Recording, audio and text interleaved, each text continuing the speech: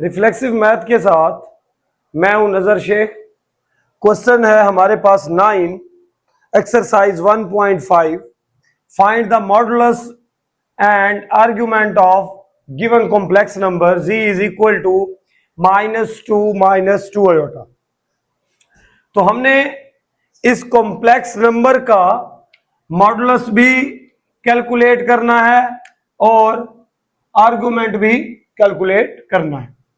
तो सबसे पहले हम इसके मॉडुलस की तरफ आते हैं। कॉम्प्लेक्स नंबर z हमारे पास है -2 आयोटा। इसमें a की जो वैल्यू है वो -2 है और जो b की वैल्यू है वो भी -2 है। तो हम मॉडुलस का फॉर्मूला राइट करते हैं। Modulus of complex number is equal to a² plus b² under root. तो ये फॉर्मूला है मॉडुलस का। इसमें a और b की वैल्यूज को पुट करते हैं। a की वैल्यू है -2 का स्क्वायर ले लेंगे और यहां पे b की वैल्यू भी -2 है। देखिए हमने a और b का स्क्वायर लेना होता है। अगर a या b के साथ माइनस है तो हम a का जब स्क्वायर लेंगे तो माइनस का भी स्क्वायर साथ ही लेना पड़ता है।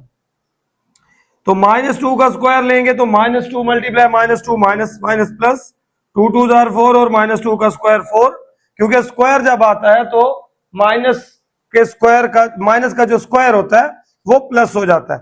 तो 4 + 4 क्या हो जाएगा हमारे पास 8 अंडर रूट। 8 का स्क्वायर रूट नहीं आ सकता। अगर फैक्टराइजेशन करें तो 2² × 2 आता है, स्क्वायर कैंसिल कर दें तो 2 अंडर रूट 2। ये हमारे पास मॉडुलस वैल्यू थी z की। अब हम आते हैं अपने सेकंड पार्ट की तरफ। सेकंड पार्ट है हमारे पास इसका कि आपने आर्ग्यूमेंट फाइंड करना है। आर्ग्यूमेंट का फॉर्मूला भी हमें आता है। आर्ग्यूमेंट दरअसल एंगल को कहते हैं और एंगल फाइंड आउट करने के लिए हमारे पास आइडेंटिटी इसकी होती है।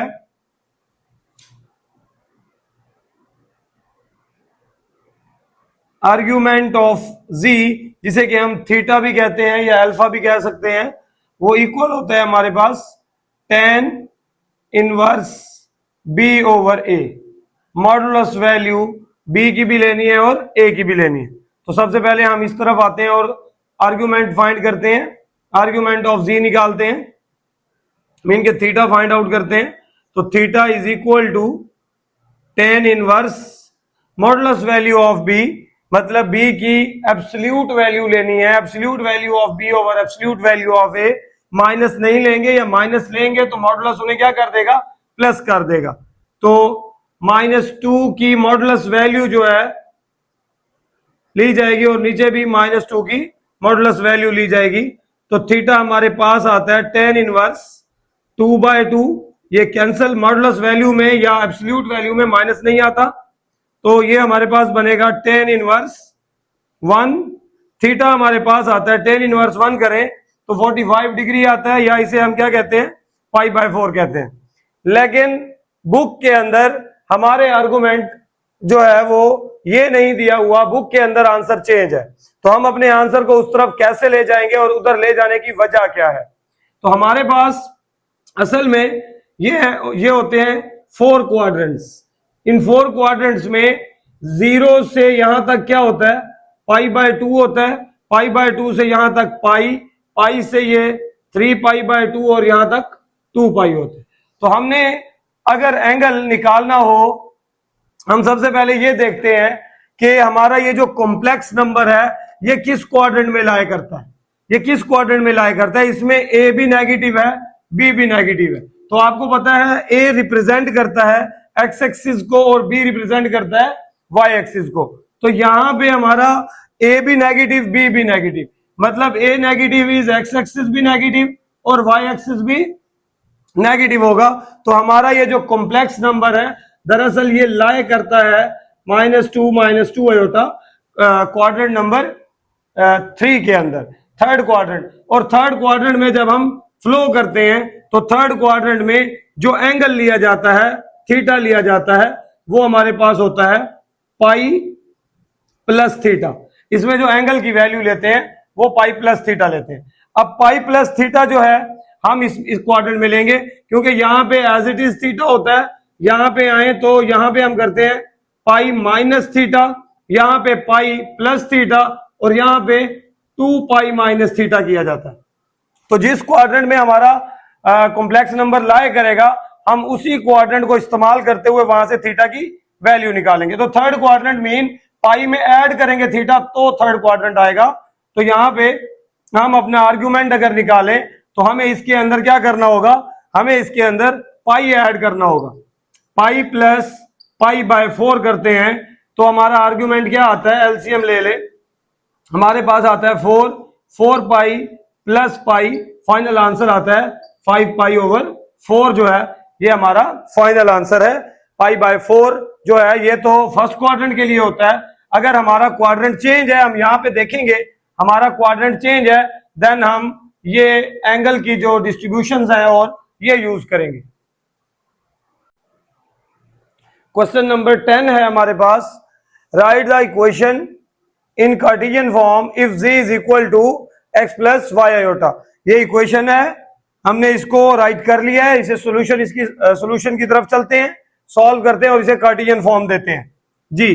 तो सबसे पहले हमें यहां पे z की वैल्यू का बताया गया है कि z क्या है, हमें बताया गया है कि z x plus y iota है। तो हम जब इस इक्वेशन में को राइट करते हैं तो इस इक्वेशन में हमें z कॉन्जुगेट नजर आता है। तो z कॉन्जुगेट क्या होगा हमारे पास, आर्ग्यूमेंट z कॉन्जुगेट, z अगर x प्लस वाई आयोटा है तो z कॉन्जुगेट होगा x minus y iota, -2 plus iota as it is write करेंगे 2 पाई बाय 3 जी। तो आर्ग्यूमेंट z कॉन्जुगेट था, उसकी वैल्यू पुट की। अब हमने रियल पार्ट को अलग कर देना है और इमेजिनरी पार्ट को अलग। x माइनस 2 रियल है, इसे अलग राइट कर लें, इन दोनों में से आयोटा कॉमन ले लें तो यहां बचेगा 1 और बाकी बचेगा minus y is equal to 2 pi by 3। तो ये आर्गुमेंट लेना है इस कॉम्प्लेक्स नंबर का। ये हमारे पास a plus B iota means के एक सिंपल कॉम्प्लेक्स नंबर बन चुका है। आर्गुमेंट का फॉर्मूला क्या होता है हमारे पास, आर्ग्यूमेंट ऑफ z होता है हमारे पास, जो भी यहां z होता है हमने उसका क्या लिखना होता है, उसे आर्गुमेंट को हमने लिखना होता है tan inverse b over a, modulus value of b over modulus value of a। तो जी हम यहां पे इस आर्ग्यूमेंट की जगह पे इसके फॉर्मूले को, इसकी वैल्यू को राइट करते हैं। यहां पे हम राइट करेंगे tan inverse b over a, b की वैल्यू क्या है 1 माइनस वाई और a की वैल्यू क्या है x minus 2 is equal to 2 pi over 3। तो ये tan इनवर्स आर्ग्यूमेंट की वजह से आ गया क्योंकि थीटा की वैल्यू यही होती है और आर्ग्यूमेंट थीटा होता है। अब tan इनवर्स को उधर शिफ्ट कर दें,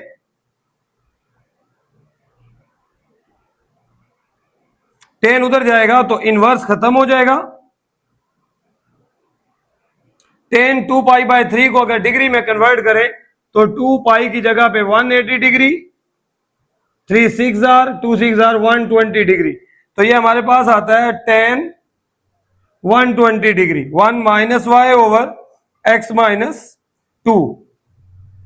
tan 120 की अगर हम वैल्यू लेते हैं तो tan 120 की वैल्यू हमारे पास आती है, tan 120 की वैल्यू हमारे पास आती है 1 minus y over x minus 2 is equal to tan 120 minus under root 3 के इक्वल होता है। ये डिवाइड वाली टर्म उधर जाके मल्टीप्लाई हो जाएगी,